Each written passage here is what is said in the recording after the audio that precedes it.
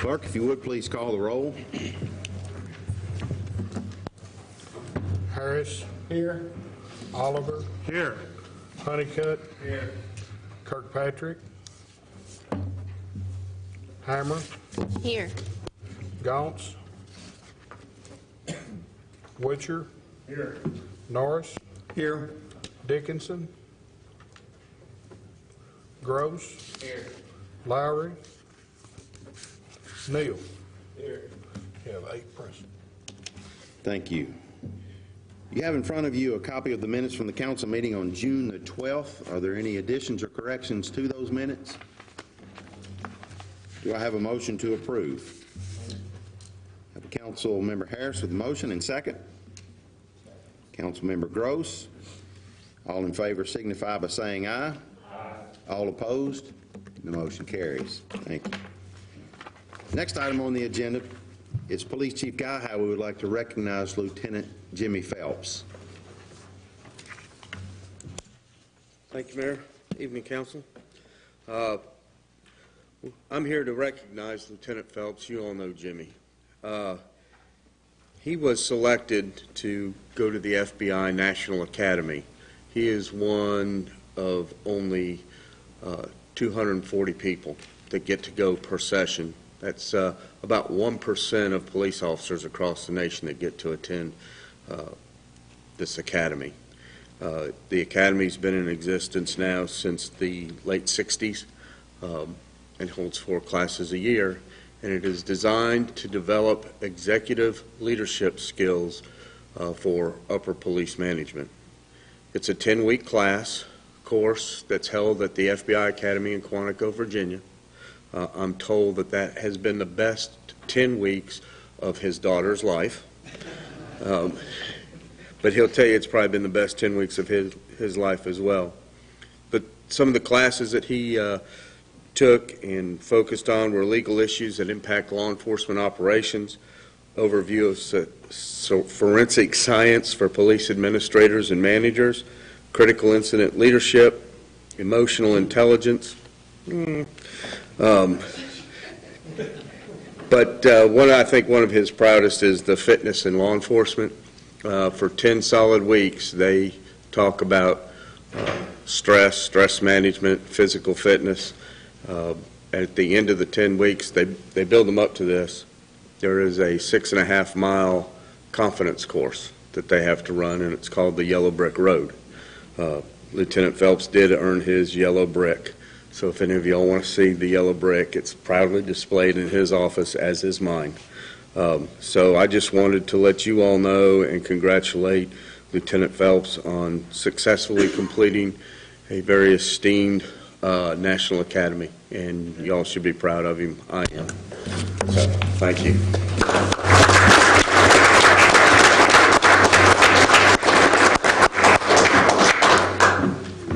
Lieutenant Phelps, I'd just like to say congratulations to you. I know that is a tremendous honor. As you say, it's not a course that somebody signs up for and goes. There is a very scrutinous, if that's the proper word, attorney, procedure that candidates go through, and once you were placed in that course, then the completion of that is also something that's to be commended, and we thank you for that. Thank you, Chief Howey, for investing in your troops there at the police department. We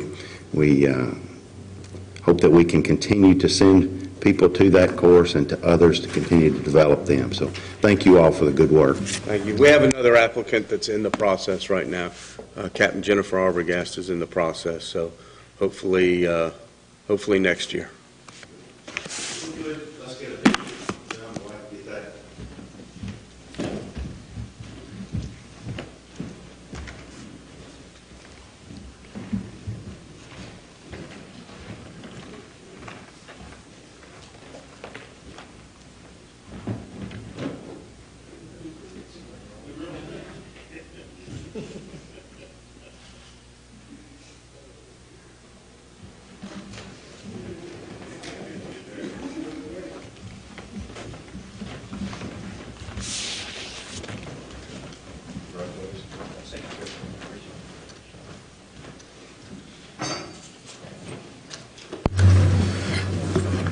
Next item On our agenda is the second reading of the budget ordinance.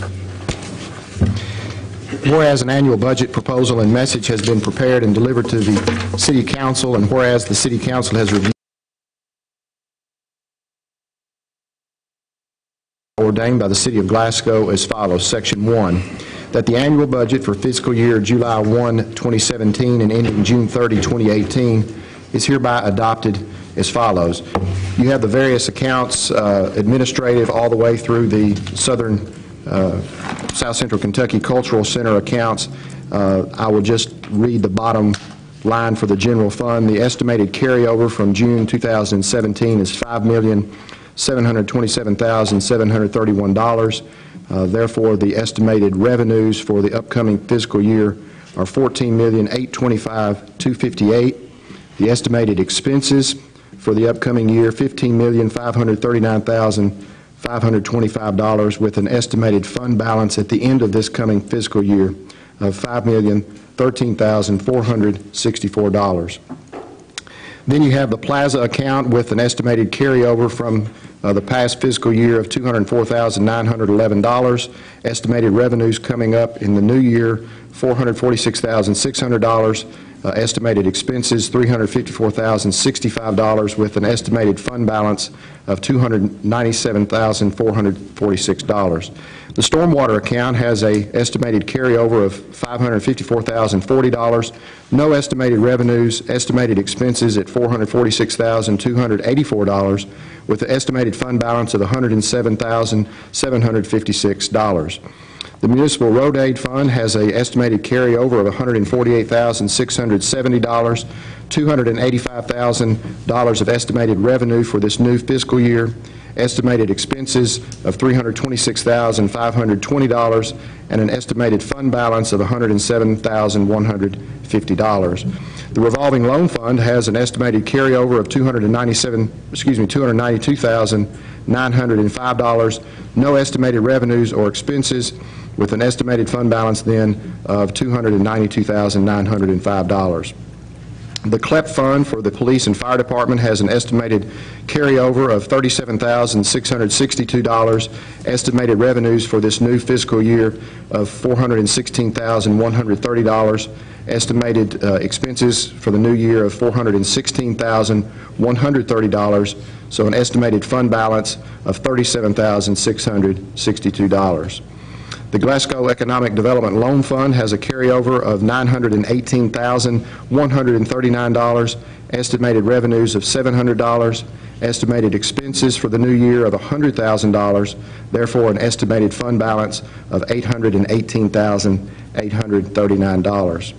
The Municipal Cemetery has an estimated carryover of $176,748, estimated revenues $295,000, estimated expenses $339,037, so an estimated fund balance at the end of this coming fiscal year of $132,711. The Perpetual Upkeep Fund has an estimated carryover of $508,775, estimated revenues $15,000, estimated expenses $5,500, so an estimated fund balance of $513,631. The Sanitation and Landfill Fund has an estimated carryover from this past fiscal year of $6,873,819. Estimated revenues for the coming year, $3,705,900. Estimated expenses, $3,351,194. An estimated fund balance, $7,228,525. The Closure and Post-Closure Fund has a carryover from last year of $4,437,933, estimated revenues of $11,000, no estimated expenses, so a fund balance estimated after this coming fiscal year of $4,448,933. So the estimated year-end balances for all of these accounts are as follows. The estimated carryover, $19,881,333. Estimated revenues of $20,588. Estimated expenses, $20,878,255, with an estimated fund balance then after this coming fiscal year of $19,003,666. Section 2, this ordinance shall take effect as of July 1 of this year, according to passage and publication as required by law. A copy of this information, the entire proposed budget, and additional background materials are available for public inspection at City Hall during normal working hours. Having heard the ordinance read, do I have a motion to approve? Councilmember Gross, and second. Councilmember Witcher, any discussion? Has there been any reply on Councilmember Honeycutt's concern about the county helping to pay for the dispatching of the sheriffs and volunteer? Any comment? I'm unaware of any discussions. I'm unaware of any discussions that have taken place concerning that to this date. Okay. I've mentioned it before, but not recently, and they just don't have the funds right now. It's been their answer. So for that reason, I still object to the budget, but that is the reason I will be voting no. But that's the sole reason. Any other discussion? That being the case, if you would, clerk, please call the roll. Witcher. Yes. Gross. Yes. Neal. Yes. Harris. Yes. Norris. Yes. Oliver. Yes. Hammer. Yes. Honeycutt. No. 7 yes, 1 no. Thank you. The motion carries. The next item on the agenda is municipal order reappointing Candy Wethington to the Board of Adjustments. On order of the mayor, Candy Wethington is hereby reappointed to the Glasgow Board of Adjustments. This is a 4-year term, which will expire June 30, 2021, and subject to the approval of the Glasgow City Council. Having heard the order read, do I have a motion to approve? Motion. Councilmember Norris, and a second. Second. Councilmember Neal. Any discussion? All in favor signify by saying aye. Aye. All opposed? Motion carries. Thank you. A few more municipal orders. The next is reappointing Randy Givens to the same Board of Adjustments. On order of the mayor, Randy Givens is hereby reappointed to the Glasgow Board of Adjustments, a 4-year term expiring June 30, 2021, subject to the approval of the Glasgow City Council. Having heard the order read, do I have a motion to approve? Councilmember Gross, and a second. Councilmember Neal, any discussion? All in favor signify by saying aye. Aye. All opposed? Motion carries. Thank you. Next is municipal order appointing Todd Logston to the Glasgow Barron County Tourist and Convention Commission. On order of the mayor, Todd Logston is hereby appointed to the Glasgow Barron County Tourist and Convention Commission for a 3-year term commencing June 30, 2017 and ending June 30, 2020, subject to the approval of the Glasgow City Council. Having heard the order read, do I have a motion to approve? Motion. Councilmember Honeycutt, and second. Second. Councilmember Witcher, any discussion? All in favor signify by saying aye. Aye. All opposed? Motion carries. Thank you. Lastly, a municipal order reappointing Karen Baldwin Carroll to the Glasgow Barron County Tourist and Convention Commission. On order of the mayor, Karen Baldwin Carroll is hereby reappointed to the Glasgow Barron County Tourist and Convention Commission for a 3-year term commencing June 30, 2017, ending June 30, 2020, subject to the approval of the Glasgow City Council. Having heard the order read, do I have a motion to approve? Motion. Councilmember Hammer, and second. Councilmember Neal, any discussion? All in favor signify by saying aye. Aye. All opposed? Motion carries. Thank you. Next item on our agenda, Mr. Steve Parker, who is the Commissioner of the Kentucky Department of Aviation, and Mr. Fred Miller, who is the Vice Chairman of the Glasgow Airport Board, are here to present their annual report concerning Kentucky's airports and activities at our specific Glasgow Municipal Airport. So, Mr. Miller, the floor is yours. Thank you, sir.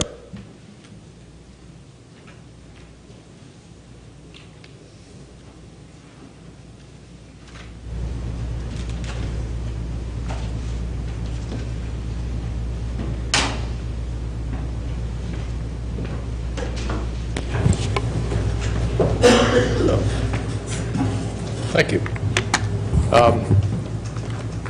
This is our airport, Glasgow's airport. It is the city's airport, not the county's. As in most communities around the state, we are a city airport only.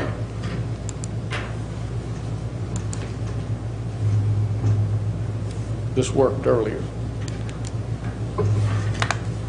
We're going to talk for a few minutes. I know some of you are new to the council, some are not, but we thought it would be of interest to you where we get our money from, how much we can get, and where it goes. We are required to submit to the FAA a 5-year plan every year. We update it for the next 5 years, and the FAA approves it or disapproves it. But we feel like our airport is a hidden jewel. Our funding comes primarily from the FAA. Glasgow Airport, as do most airports of our size, get $150,000 a year to do non-revenue projects and or safety improvements to the airport.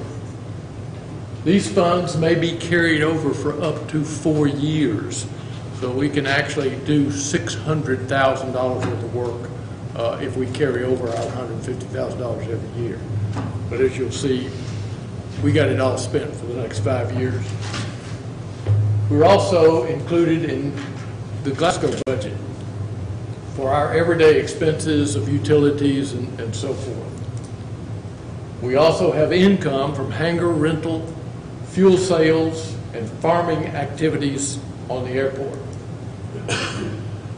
The way the funding is spent, whatever project we have, the FAA, once they approve it, they pay 90% of it, the state pays 7.5%, and the city pays 2.5%. For 2017, this year, our funded projects is an airport layout plan. That plan will include an approach study, which is, to our knowledge, at least the current board members, that has never been done to our airport. The approach study is flown by a contractor, and it covers about 50 square miles around the airport. And what they are looking for is obstructions to the approaches at our runways. The estimated cost of this for this year is $94,355. For 2018, let me remind you that the federal government goes September or October to September, unlike ours, which goes July to June. So we're talking about two kind of different things. For 2018, we are planning on taxiway and runway crack repair and seal coat. Runway and taxiway painting will be included in this project. Estimated cost of the project is about $300,000. So again, the way that breaks down, the FAA pays $270,000, state pays $22,500, the city pays $7,500, and the city's part of that, of course, will be included in our budget for you guys. Plans for 2019 include obstruction removal. This will be predicated on whatever they find with the work that's going to be done this year. Plans are dependent on what our airport layout plan and the approach obstructions, whatever they find, will have to be removed. The estimated cost of that is $166,666. Typically, that's trees. Trees grow, and as they get taller, they get in the way, and they have to be taken out. 2020, in an effort to replace aging equipment at the airport, we plan to have LED lighting installed, light emitting diodes on runway and taxiway. That'll be for 2020. This type lighting consumes 10% the amperage of a conventional light, which should improve and decrease our utility bills. Cost for this improvement is an estimated $300,000. For 2021, our current fuel farm includes jet fuel and avgas, and is approximately 35 years old. It's the same age as the airport. Replacement of the fuel farm is planned for 2021. It's quite an expensive project, and the estimated cost is about $500,000. 2022, we'll have a $166,000, do the math on $150,000 a year, we'll have a $166,000 carryover in 2022. In conjunction with the FAA, our engineering company, and the airport board, we will determine the best way to use these funds to improve the Glasgow airport. The mission of our board is to provide, develop, and expand a safe and efficient airport to meet the existing and future economic growth of Glasgow and Barron County. Whether it's crop spraying, air methods, transporting a patient, a potential business looking to locate in our community, or just an average guy out taking his family flying for enjoyment, your airport provides services that affect each of us every day. This number is astonishing to me. The FAA estimates we have 13,100 operations at the Glasgow airport last year. An operation being takeoff or landing. So if you land and take off, that's 2 operations. So we had 13,100 last year.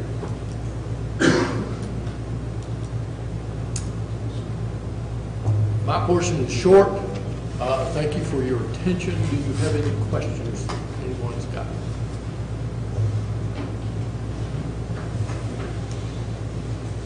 Hearing none, we'll proceed.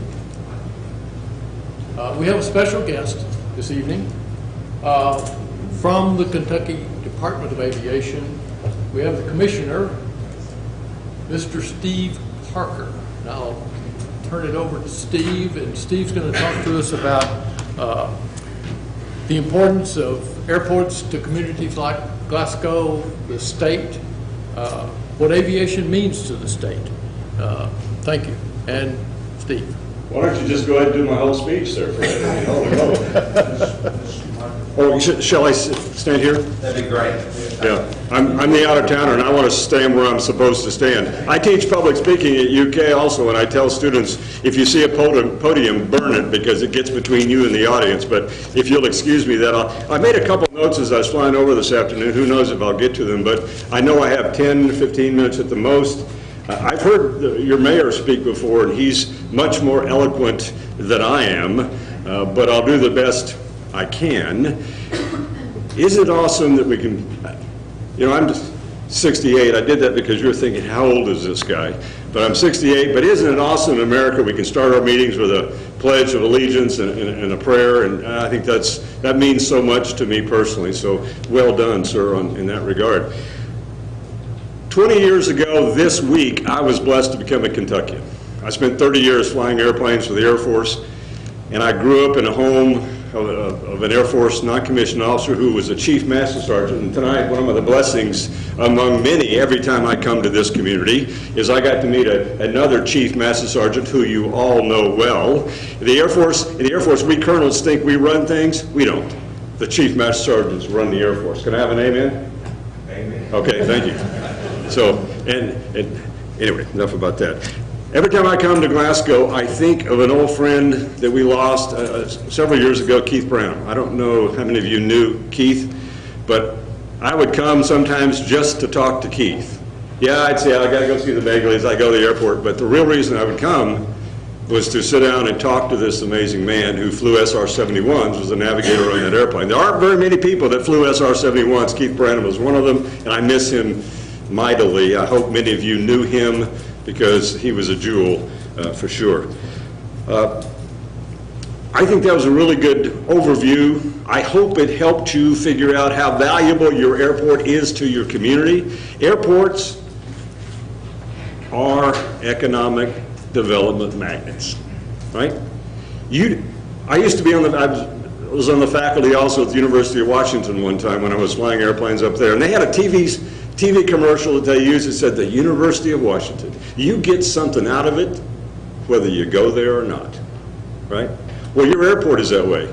You don't ever have to set foot on the airport. I hope you do, but even if you don't, that airport is a valuable piece of infrastructure, not only for your city and your county, but for the whole region, adjoining counties, et cetera. Because you don't know it. I mean, I know I've talked to a lot of businesses who have come here and some that haven't. And I said, well, how did you figure out to come here?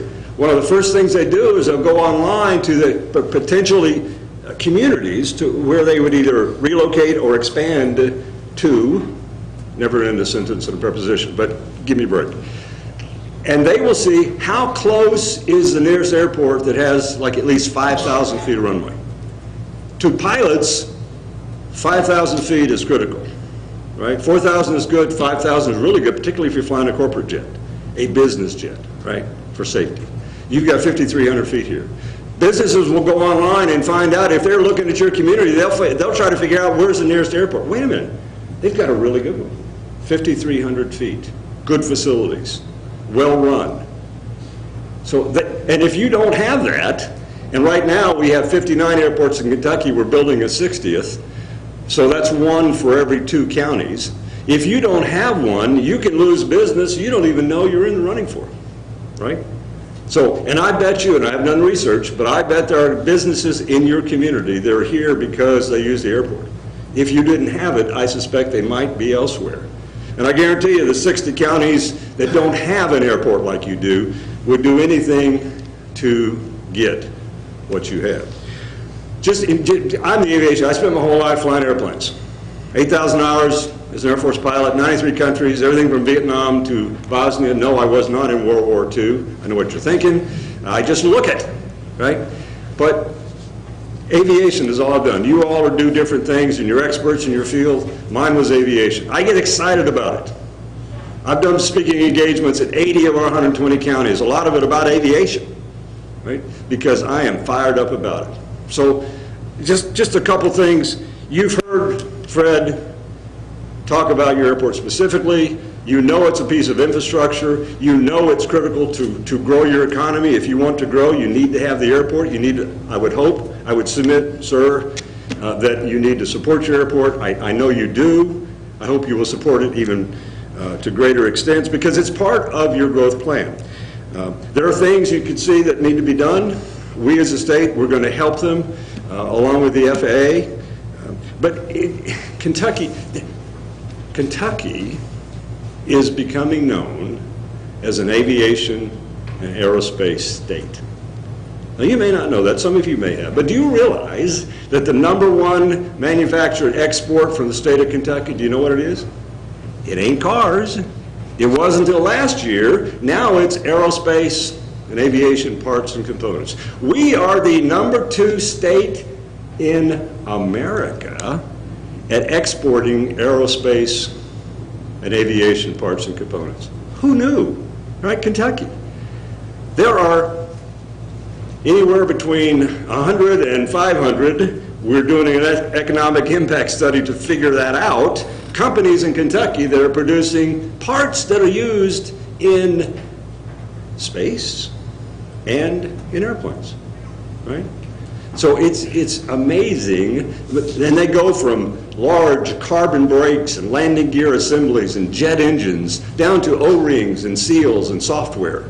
The Boeing 787 Dreamliner that's being built in South Carolina, 30 to 33, I got to nail down one of those two, Kentucky companies are building parts that are on that airplane.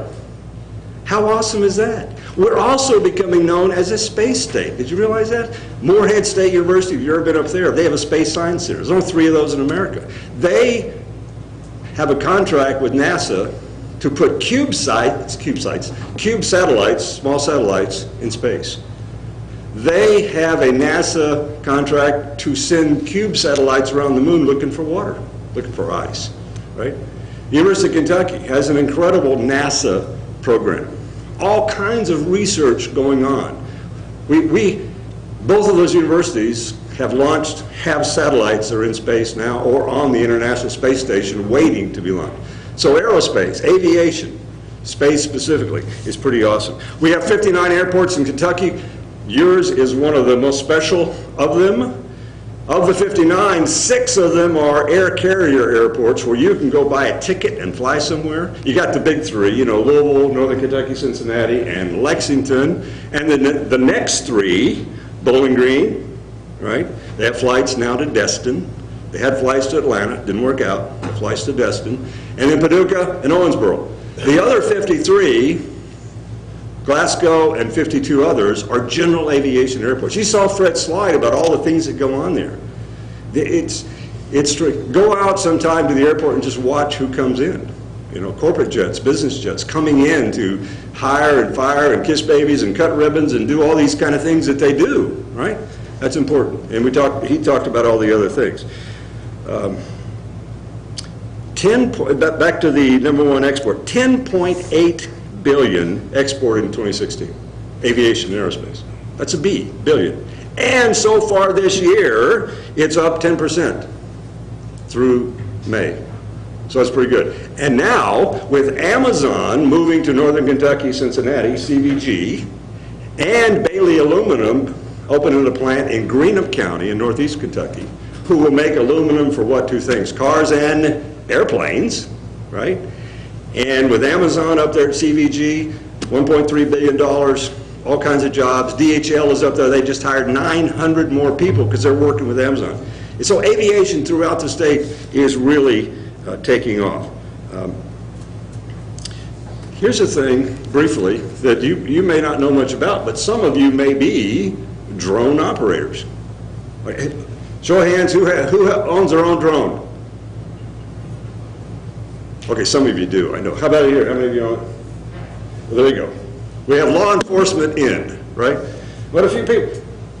Do you realize the rapid growth of those things? And when we run airports and we try to protect the airspace system, it's a problem for us. It's a good thing because the governor's told us to go out, we're the clearinghouse for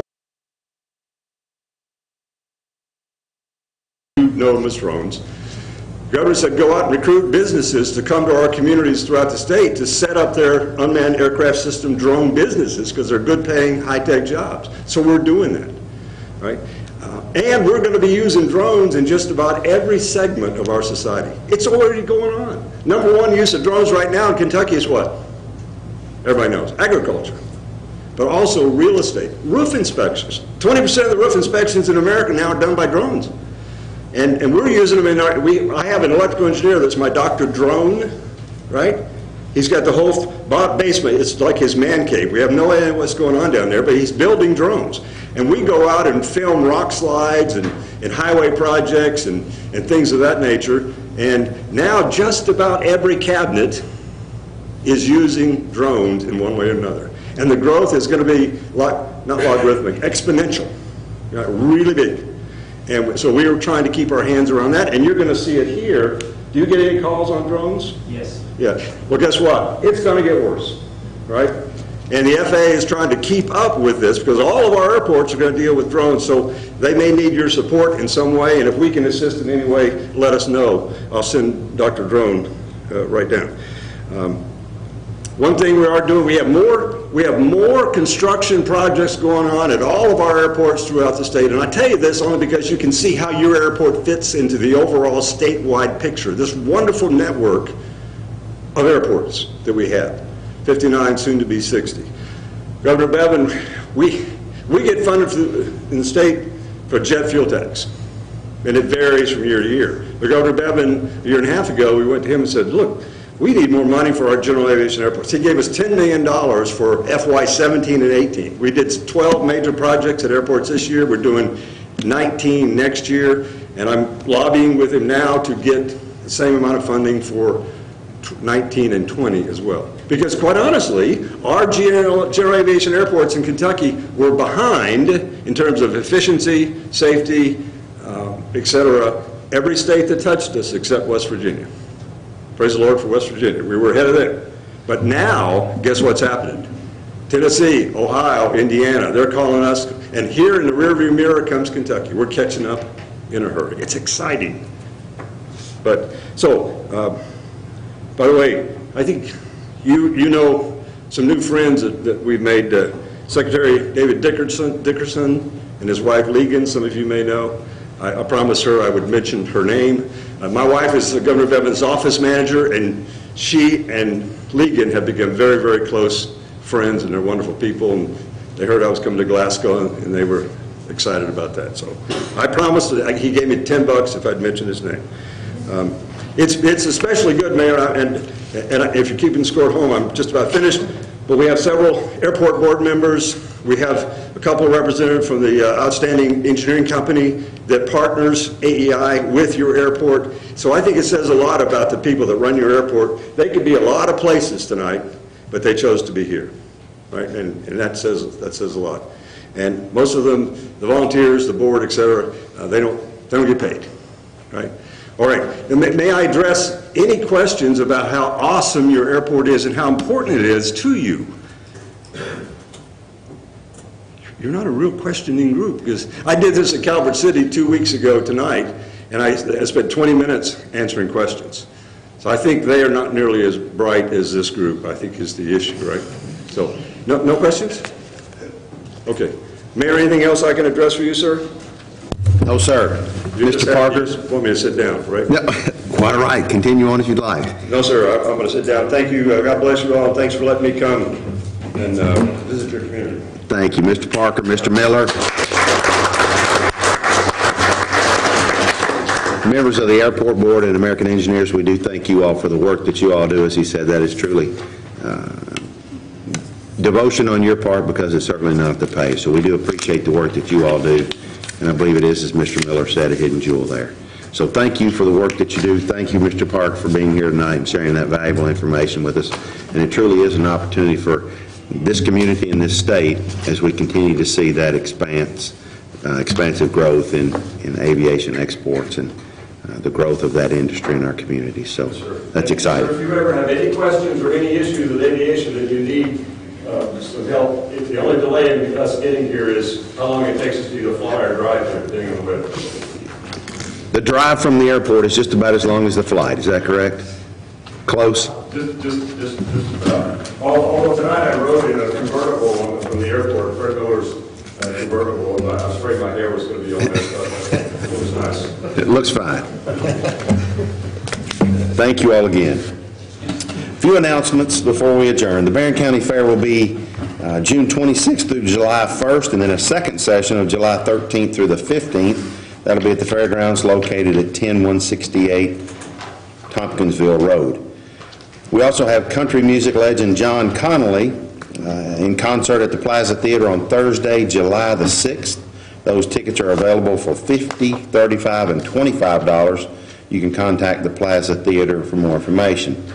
We also have Jenny Lou's Country Review playing at the Plaza Theater July the 15th at 7 p.m. Tickets are $12 in advance and $15 at the door. Contact the Plaza for more information there. Are there any other announcements tonight? That being the case, I'll entertain a motion to adjourn.